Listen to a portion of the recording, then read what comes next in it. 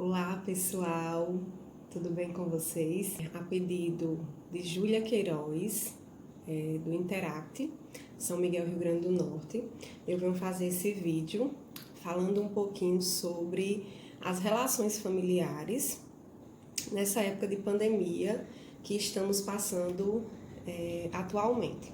Para quem não me conhece, meu nome é Erika Costa, sou psicóloga, sou especialista na área de intervenção familiar sistêmica, sou especialista também na área de terapia cognitivo-comportamental. Então, a primeira coisa que eu quero falar aqui nesse vídeo é fazer uma indagação para você que está me assistindo.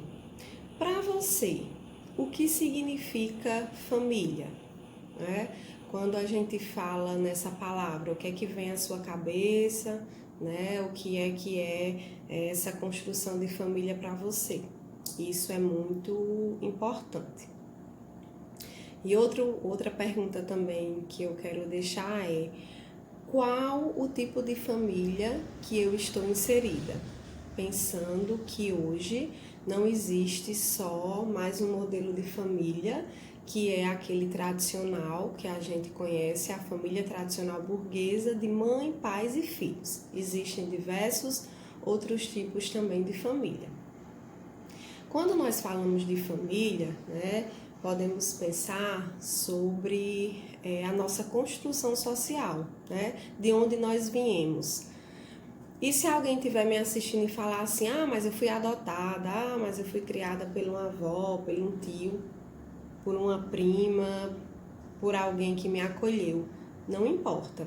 Família é quem participou da sua construção social, né? Então, família para mim pode ser uma coisa, para você pode ser outra. E isso é muito importante, né, de ficar claro, porque nós estamos em pleno século XXI e a família ela sofreu diversas modificações com a história.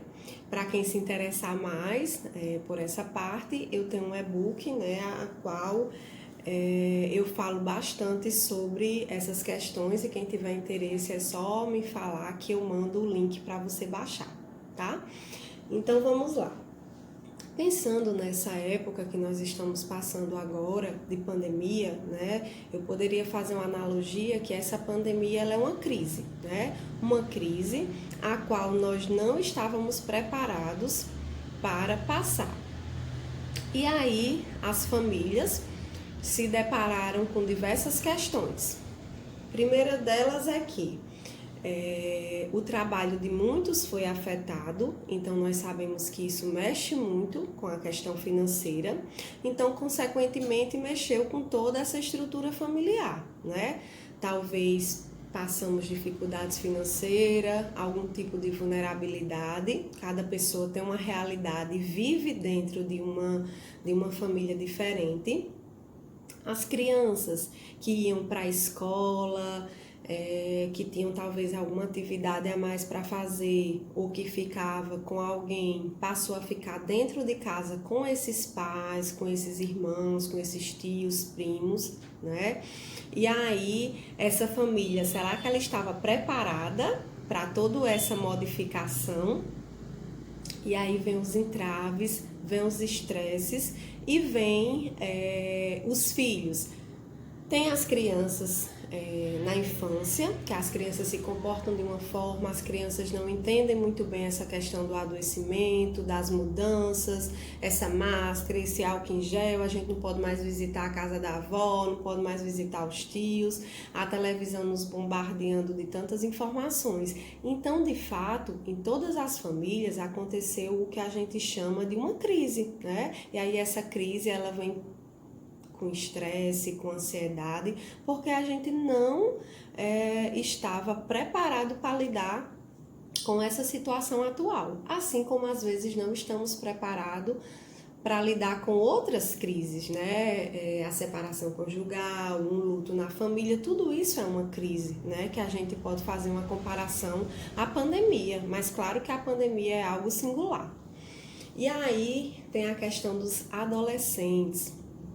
também, que já é totalmente diferente. Enquanto as crianças não têm muito entendimento e se sentem entediadas porque querem fazer coisas e não entendem porque não querem fazer, o adolescente ele já tem um olhar diferenciado porque realmente ele sabe da realidade que nós estamos vivendo.